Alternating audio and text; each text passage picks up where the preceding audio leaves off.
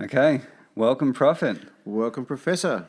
Here we are, another show, and today's show is on the topic of feminism. Oh boy. We've had a lot of emails from listeners bringing up the subject of what's with you guys and feminism. And so I made the suggestion, why don't we just discuss it outright? Okay, so this is just going to be an open discussion. I haven't done a whole lot of research for this particular show. I am somewhat versed in some of the feminist ideas and the men's rights ideas and everything sort of in between. So it's going to be an interesting sort of show on this topic. It can get a bit controversial, but yeah. We're going to discuss it, and it's going to be beyond. The discussion is going to be beyond our views and prejudices and things like that. As much as we would like to believe we don't have them, we all have them. This is going to be a intelligent, thought-out discussion about feminism, what it is, how it is played out in society, how it plays out in relationships, feminism in different countries as well. Of course, I'm a male. I can only give my opinion from the shoes that I wear. I've known many feminists throughout my lifetime, and might be surprised to know that they were just average people. Here's a quote for you. I think it's an insightful quote. Feminism is female nature politicized. What are your thoughts on that? Well, what are my thoughts on that? I think that what feminism actually is and what people's opinion of feminism is are two very different things. I think that many men that end up in bad relationships or relationships that have gone south often blame all the issues in the relationship on, oh, she was a feminist. Feminism is the concept that women are equal to men in every way. And I absolutely believe in that principle. I guess that makes me a feminist. Absolutely believe in it. However... But you don't believe it in terms of the differences between men and women in terms of our biology? Well, this gets back to definitions. I mean, obviously men and women are different in many ways.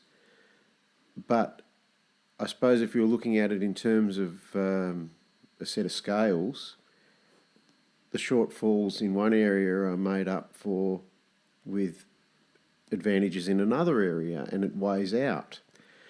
What I've noticed about society at large is that most people have a very jaded view of feminists.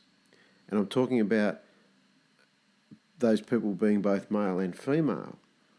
It's one of those words that polarizes people's opinions, their thoughts, depending on your experiences with people that have been open about being a feminist, or even right through to media personalities that have very strong feminist views. I have no issue with feminism as such. In fact, I'm all for it. Women are equal to men in every way. The issue that I have with it is a twofold issue. I think in many ways women believe they are superior to men. That is not feminism. That is man-hating. The sense of entitlement that many women have as well, I think that plays into it. But I put it to you that in industrial societies with high levels of technological development, that we see a rise in feminism. We don't see it in third world I use the word shitholes, but in third world or developing countries, we don't tend to see feminism. We only see it when society, the level of society and technological development reaches a certain level. And that certain level is a level high enough that men and women, in particular women, are able to say, okay, I will no longer choose the traditional role that has been assigned to me, or that women have traditionally performed in society, and they give up their traditional role. But I put it to you that whilst women are able to give up their traditional roles under feminism, so they can go into the workforce and they don't have to be stuck at home in the kitchen and all that. Equal 50s, rights, equal pay, the right to vote. Yeah, the list goes on and on and on. On and on. However, what I put to you is that in today's 21st century, in today's environment, men are not able to give up their traditional roles. If a man, for instance, says, okay, I'm going to give up my traditional role as a provider, as a worker, as a utility, and I'm going to walk away from relationships and I'm going to keep my money to myself. Well, society says, you're bad, I will shame you, and I will shame you back to the plantation. But if a woman says she'll give up her traditional role, she's strong and empowered.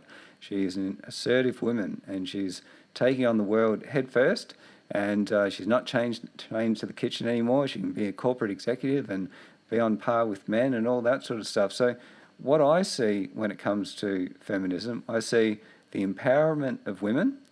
And empowerment of women, I think, is a good thing to a degree.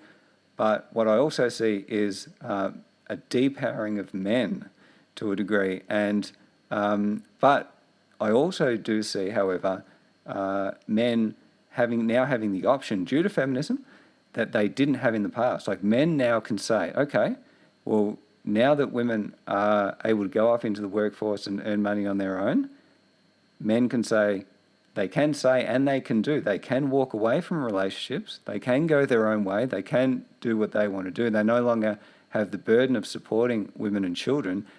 Feminism has given men that choice of freedom, which they did not have before. Yeah, feminism is overall, I believe it's a good thing. I do not hold any views at all that women are not equal to men. I don't hold any views that, oh no, their role is to wash dirty socks down in the river, and this is not my way of thinking. This is dark age thinking. The issue that I have is it is fantastic to legislate equal rights to all. That is a wonderful thing. But you can't apply it.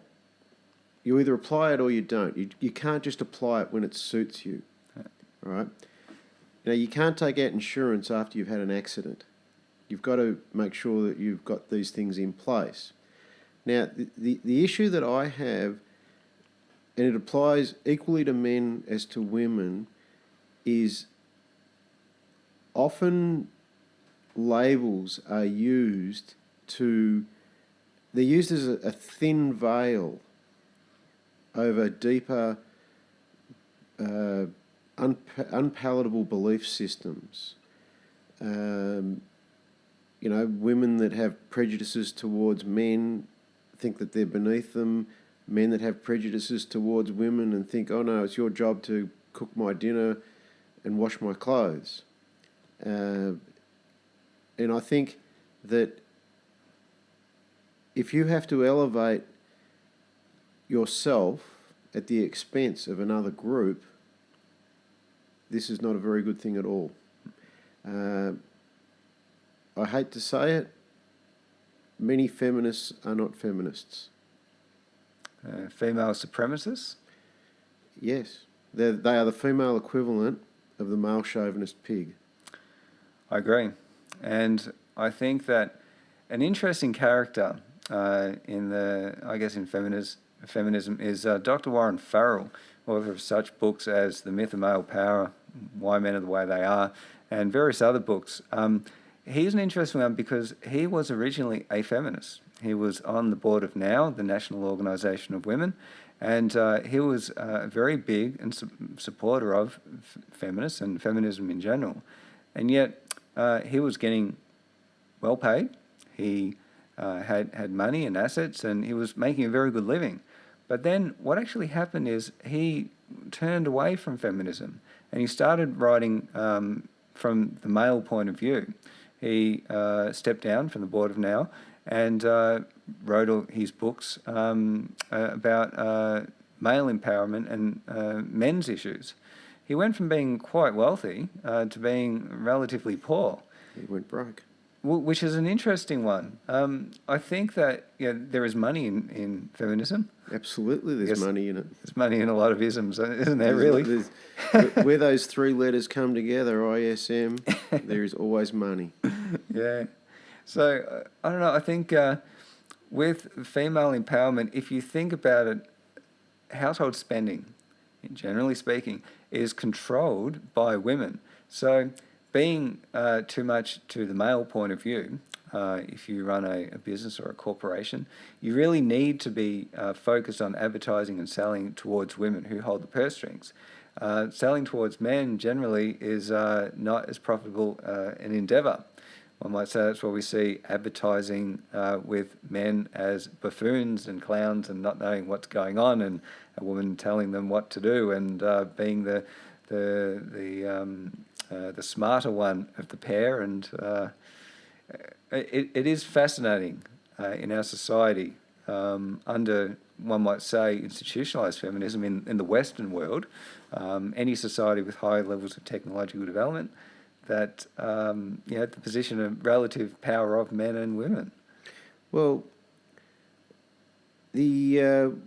something to seriously think about with this issue is if women have to empower themselves at the expense of men, their opinion of men.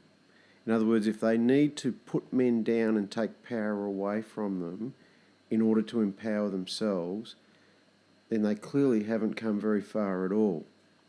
Haven't learnt much about equal rights and haven't changed their belief systems at all. I'm all in favour of empowering women, but not at anyone else's expense. Yeah. That's the nuts and bolts of it for me. One of the fascinating things about feminism is you often hear a lot of feminists talk about men in positions of power and responsibility, like CEOs, high-ranking male executives and the like, and how there needs to be more women in the boardroom, more women in these positions of power. What you don't generally tend to hear about is there needs to be more women working as garbage women, for instance, or in low-level, physically demanding jobs, perhaps a power line installer, tree loggers and the like. I think that's changing too. The company that I work for, which is a large interstate transport company, we have female truck drivers, we have female forklift drivers, we have female supervisors, we have female management. Which is, I see as a positive thing, but you don't hear feminists talking about those particular types of jobs and empowering women into those particular types of jobs. It's always higher level, high status roles, which you hear a lot about. Well, what's good for the goose is good for the gander. Someone has to do these jobs. No. And, it's like saying, what kind of man would become a nurse? Well, many men choose that profession because it's their passion. That's right. It doesn't mean that they're any more or less of a human being than anyone else. It's just they have chosen this as their careers. We are all different, yet we are all the same in many ways. And the long and the short of it is the danger is in the label. And it's very hard to find anyone that has a neutral opinion of feminists and feminism. They either love them or hate them based on their experiences with them. And I have a neutral opinion of them. I have no prejudice towards feminists one way or the other. Like every other group, they are comprised of people right across the spectrum. The issue that I have is that it is a label. It is a label that is often incorrectly given to people that don't believe that they are equal to men. They believe that they are better than men. And that's the issue that I have with it. Mm. You know, my first relationship was with a feminist, and much of the reading and my interest in the topic was spurred on by that. My first relationship, I guess, a very formative and important one for me. I generally have a negative view of certain feminists, not all, but certain feminists, and I believe that some of the things that feminists talk about, it's more about female supremacy, and one might say that if you removed the mention of men in some of their writings and replaced it with the word Jew, it would be very, very interesting how that would read some of those feminist speeches. If we were looking at it and reading them objectively, would say, hang on a second, this is highly prejudiced against a race. This sounds like 1930s Germany to me. This is it. So there are a lot of parallels you can make between hate movements and isms. And much of the online discussions, especially in the men going their own way, or the MGTOW movement, as well as the feminist movements, they sort of accuse each other of being hate movements. And they're both right. And they are both right to a degree, certain things within those movements. And they're both wrong as well. Exactly. This is the irony of feminism. But, this relationship that you had with a self-confessed feminist, did you feel equal in the relationship? No, I didn't. That doesn't sound like feminism to me. It doesn't sound like equality to me either. But what really fascinates me is the lengths that feminists will go to shut down debate in terms of the men's views. Like on many campuses you hear that they've got feminist groups, but as soon as a men's rights group wants to start up, wow, we can't have that. And we have demonstrations. Dr. Warren Farrell has been subjected to protests and protesters on campus. There was a very well-known, and I'll put this in the link to the video as well, there was a demonstration in Canada at, I believe it was the University of Toronto, where feminists staged a protest, and the behaviour that they exhibited was outrageous. If men were behaving in a similar manner, They would have been arrested. They would have been arrested. And I think it's concerning that feminism can attract some very Extremists. extreme people. That's Extreme right. people with extreme behaviour.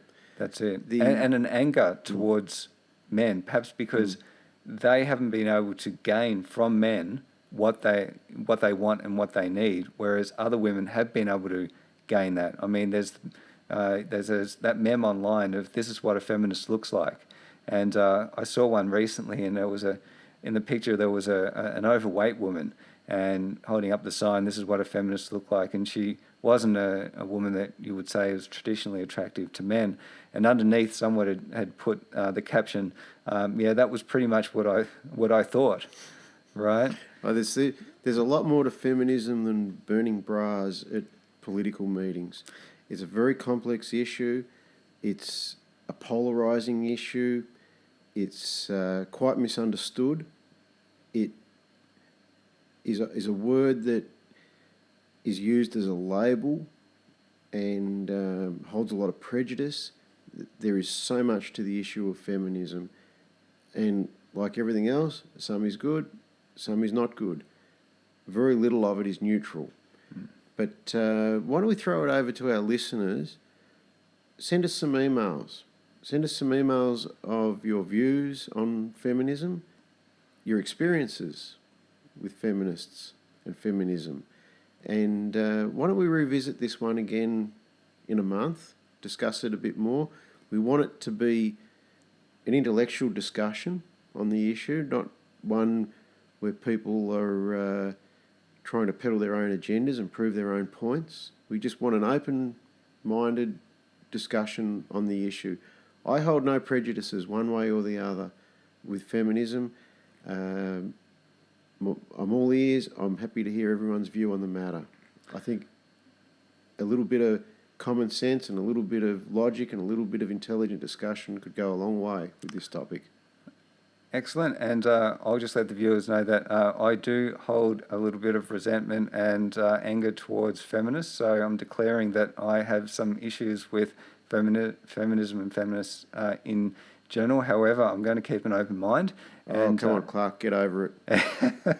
You see, but I tell you, I'm particularly interested in hearing from women who are older, who perhaps when they were younger, they held the power of beauty. So perhaps former models, actresses, any women who in the past was considered by men as well as other women as being very beautiful.